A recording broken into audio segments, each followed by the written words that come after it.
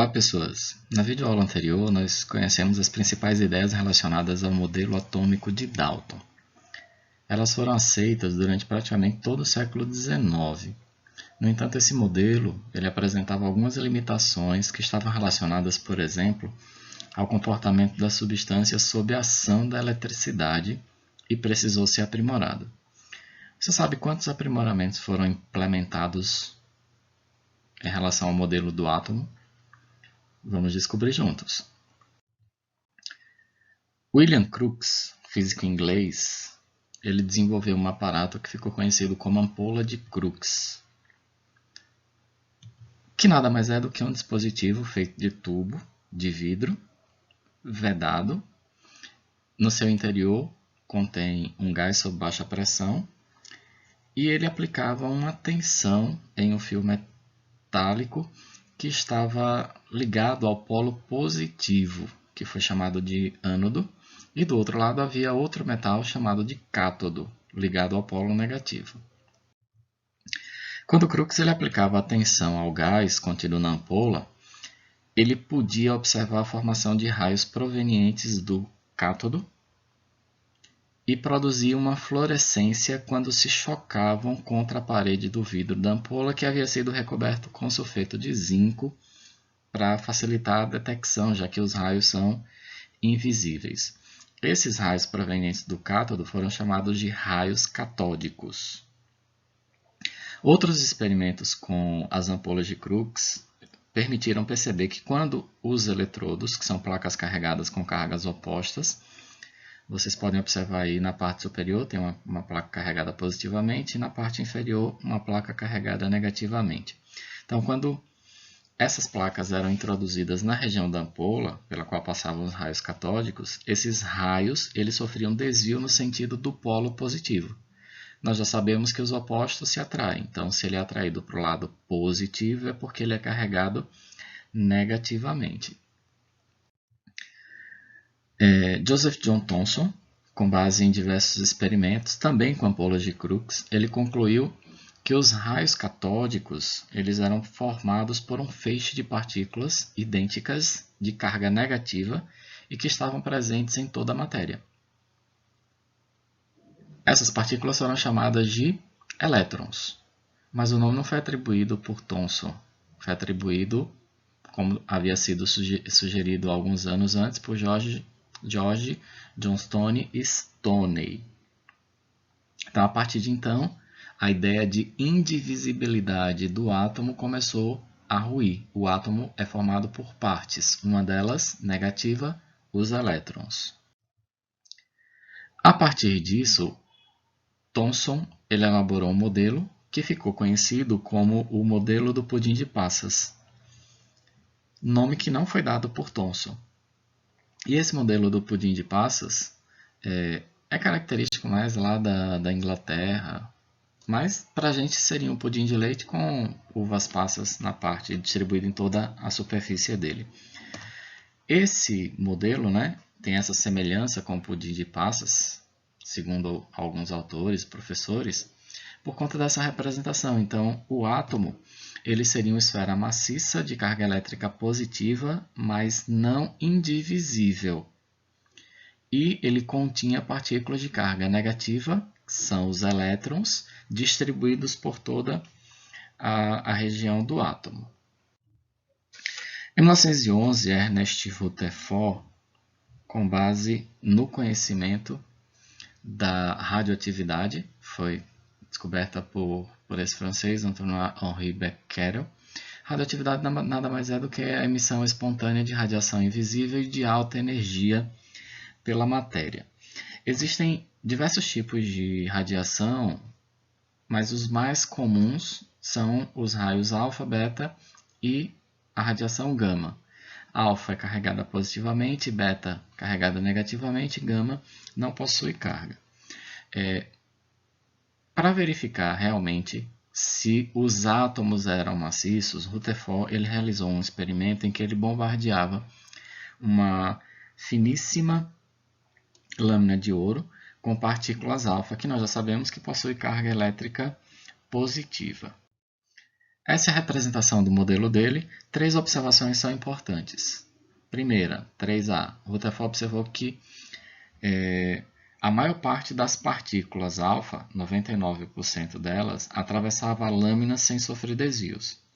O que foi que ele concluiu? Que a maior parte do átomo deve ser vazio. Nesse espaço, a eletrosfera, devem estar localizados os elétrons.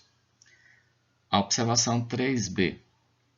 Rutherford observou que algumas partículas alfa, cerca de 1%, elas sofriam desvios de trajetória ao atravessar a lâmina.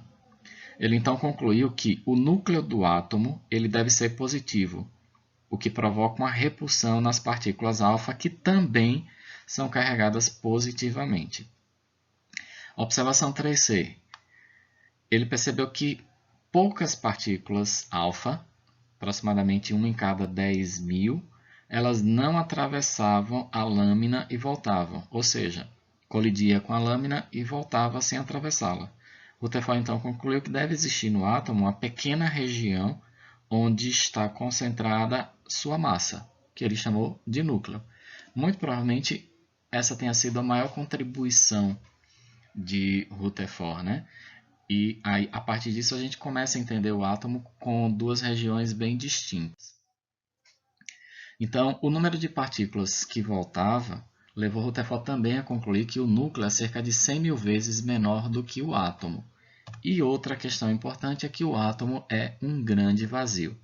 Para vocês terem uma ideia, alguns autores dizem que nessa comparação entre tamanho do núcleo e tamanho do átomo, se você pegar uma bolinha de gude, uma bolinha de marraia, algumas pessoas chamam assim, e colocar no centro do gramado de um estádio de futebol, a bolinha representaria o núcleo e o estádio representaria justamente o tamanho do átomo. Ainda segundo Rutherford, o átomo ele seria constituído, como eu disse, por 2 regiões, uma central chamada núcleo e uma periférica denominada eletrosfera. Na eletrosfera a gente já sabe que estão localizados os elétrons. Segundo Rutherford, o núcleo seria maciço, não o átomo, o núcleo seria maciço. E ele seria formado por partículas de carga positiva, que foram chamadas de prótons, e concentraria praticamente toda a massa do átomo. Ainda segundo Rutherford, os elétrons estariam movimentando-se ao redor do núcleo, neutralizando a sua carga. A partir disso, ele propôs um novo modelo para o átomo, e essa é uma representação desse modelo. Foi justamente para explicar os valores de massas dos átomos que Rutherford propôs a existência de partículas neutras. A gente só estava falando em prótons e elétrons. Então ele disse no núcleo deve ter outra partícula aí. E elas são neutras, com massa muito próxima à dos prótons. O modelo de Rutherford ficou conhecido como modelo do Sistema Solar. Acredito que, de igual modo, a Dalton e Thomson é um nome que não foi dado por Rutherford. Em 1932, James Chadwick, que trabalhava com Rutherford, durante algumas experiências também com material radioativo, ele descobriu os nêutrons, aquelas partículas neutras que teriam sido previstas por Rutherford. E esses nêutrons estão localizados no núcleo e apresentam a massa muito próxima dos prótons, mas não tem carga elétrica. Nesse quadro, vocês podem perceber aí uma carga relativa e uma massa relativa. Então, prótons carregados positivamente, elétrons negativamente e nêutrons não têm carga. A massa relativa do próton é praticamente igual à do nêutron e a do elétron é 1836, 1840 vezes menor do que qualquer um dos dois. Só para vocês terem uma ideia da proximidade dos valores, a massa real de um próton é 1,673 vezes 10 a menos 24 gramas. De um nêutron, 1,675 vezes 10 a menos 24 gramas. E a de um elétron, 9,109 vezes 10 a menos 28 gramas. Então, a massa de um elétron é praticamente desprezível em relação à massa dos prótons e dos nêutrons, de tão pequena que ela é, quase 2.000 vezes menor. E esse modelo de Rutherford ainda não é um modelo final, a última versão, digamos assim, de um modelo atômico. Porque muitos físicos eles começaram a apontar alguns problemas no modelo proposto por Rutherford, que precisou ser aperfeiçoado pouco tempo depois. É o que nós veremos na próxima videoaula. Para vocês pensarem, né? Não tenham medo de recomeçar. Nós não temos essa tecla reset, não temos esse comando, mas nós podemos pensar que sempre que for necessário, a gente recomeça. Fiquem com Deus, abraços e até a próxima.